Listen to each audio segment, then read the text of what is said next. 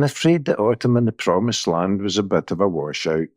It either poured rain or blew a hoolie. As named storm after storm stirred the loch's dark surface. I did manage out very occasionally, but I had to use my 3.3 Marner two-stroke outboard, as I'm awaiting some parts for the gearbox on the 6 horsepower outboard that I normally use in the small F-rib boat. I enjoyed crawling along at displacement speed, but sometimes the wind and waves get up unexpectedly, and I wished I had a bit more speed to get quickly home to a nice, warm, dry house.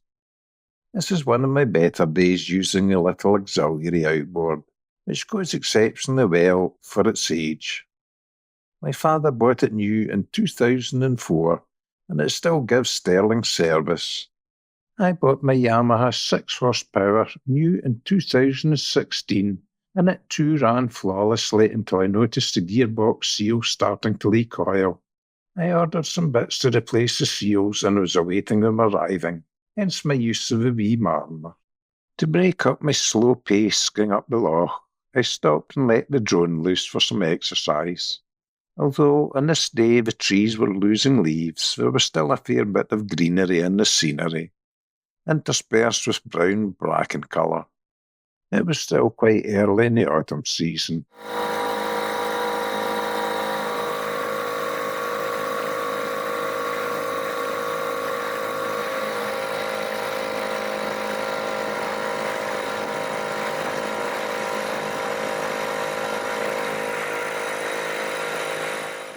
I stopped off at Caddersley Bay to give my ears a rest from the sound of two-stroke, and to let the drone have a look to see if anyone was staying at the bothy.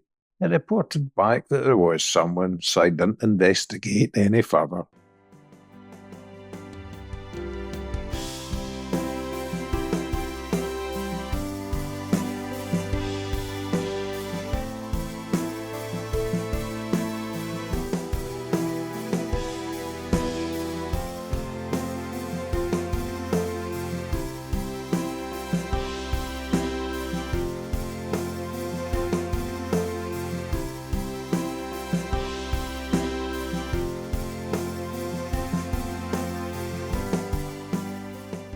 Time was marching on, and I was keen to have my lunch at the little out-the-way bay I spent many an early spring night camping at.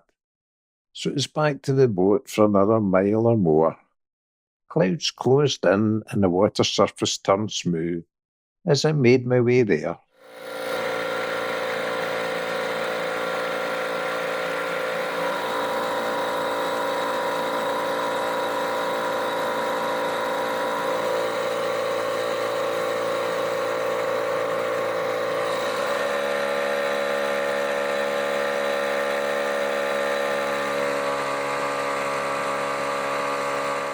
I felt like I was arriving home as I approached this familiar place.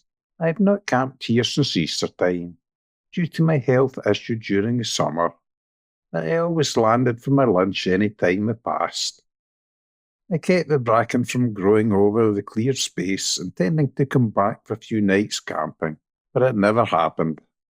My head was full of happy thoughts as I recalled the first drone flights I had here, of how I lost it when I accidentally landed it in the loch, and DJI quickly replacing it under an insurance scheme, of it chopping the top off my little finger when I tried to hand catch it for the first time, and it went into full revs trying to escape my grip, of the joys of further successful flights and landings.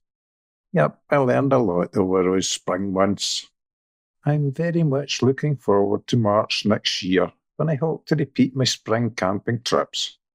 All I need is some good health and dry weather to enjoy those days before the midges arrive and torment the life out of me. I was also looking forward to getting the Yamaha 6 horsepower outboard going again, so I could get about the loch a little faster. Sadly, it was not to be. The gearbox seals duly arrived, but when I opened the gearbox to replace them, I discovered to my dismay that both the drive shaft and propeller shaft were badly worn. It was going to be too much money to buy these parts, almost half the cost of a new outboard. so I sent out an emergency call to David Anderson Marine over in Newport and Tay. He also agreed it was not worth replacing the parts with new, so offered the choice of a second-hand gearbox or a great price on a new 6-horsepower outboard. So I'm delighted to say that a week later I was a proud owner of a brand new Yamaha 6-horsepower outboard, and at a price I can only describe as mate rates. How much it actually was is between myself and David Anderson Marine.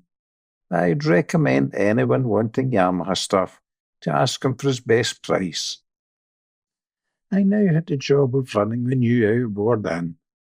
I didn't take any video cameras during this period, but I did take some photographs of the past 7 times I've been up the loch with the new outboard.